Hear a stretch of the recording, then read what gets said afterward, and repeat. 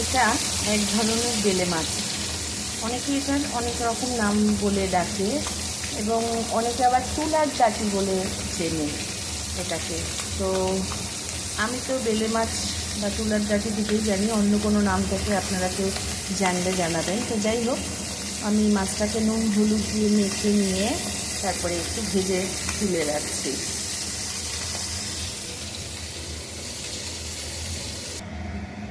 এরপরে কড়াতে একটু কালো জিরে দিয়ে দিলাম ফোড়নে।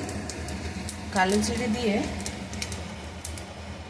এর মধ্যে একটু টমেটো আর কাঁচা লঙ্কাটাকে পেস্ট করে আমি এর মধ্যে দিয়ে দিলাম।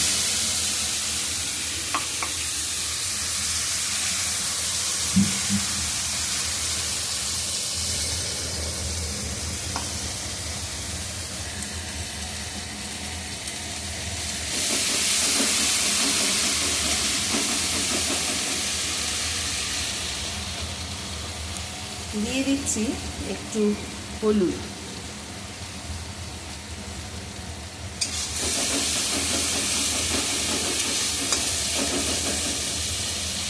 মশলাটাকে একটু কষিয়ে নিই। এরপরে দিয়ে দিচ্ছি একটু জিরের গুঁড়ো,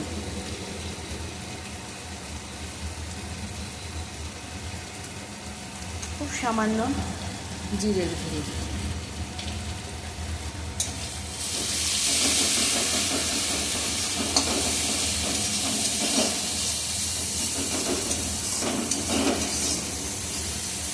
যাদের ইচ্ছে করবে এটা এই মাছটা সর্ষে পোস্ত বাটা দিয়ে করেও খাওয়া যায়, খুব টেস্ট হয়। তাতে একটু কষে নিই, তেল ছাড়ছে আস্তে আস্তে, তো একটু কষতে থাকি। দিয়ে দিচ্ছি একটু আদা রসুনের পেস্ট,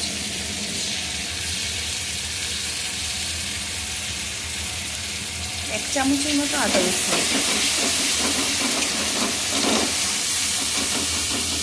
এবার মিক্সিটা ধোয়া জলটা আমি একটু দিয়ে দিলাম, আবারও কষবো।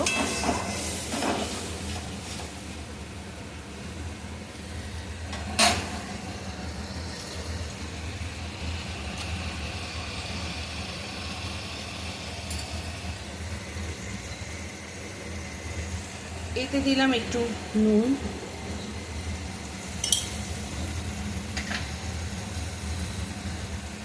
একটু চিনি,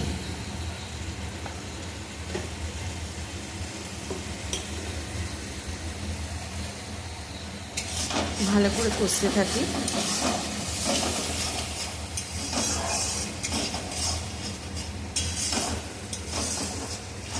এই মাছটা খেতে খুব স্বাদ এবং এই মাছের একটি মাত্র কাটা, বাচ্চারাও খেতে পারে। এই মাছ খুব স্বাদ মাছটাতে, আমার খুব ভালো লাগে এবং সবথেকে বড় কথা, এই মাছটা আমার বাবাও খুব পছন্দ করতে।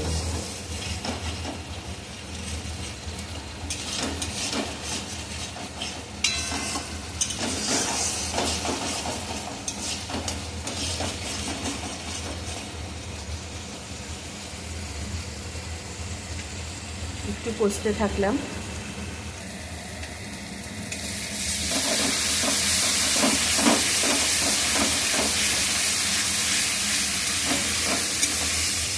কষা প্রায় হয়ে এসছে, কারণ তেল ছাড়তে শুরু করেছে অলরেডি।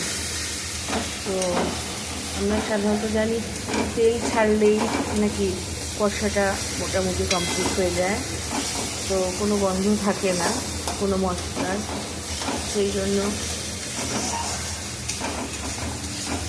ভালো করে এটাকে একটু কষিয়ে নিলাম।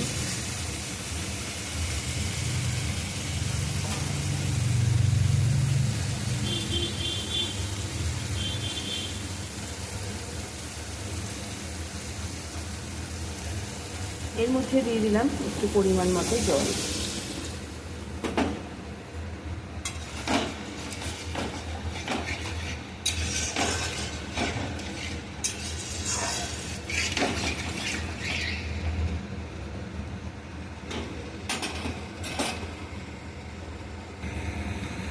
ঝোলটা ফুটে উঠেছে, এবার আমি মাছগুলোকে একসাথে দিয়ে দিলাম।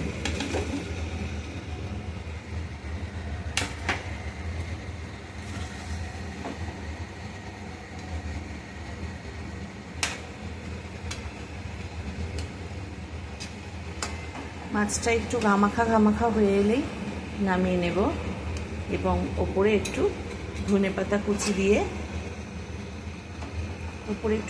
কুচি দিয়ে আমি এটাকে নামিয়ে দেব।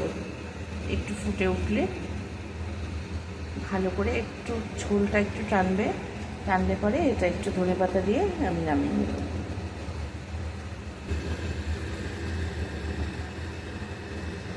আমার মোটামুটি হয়ে এসেছে আজকের মেনু বেলে মাছের ঝাল তানিয়ার রান্নাঘর থেকে।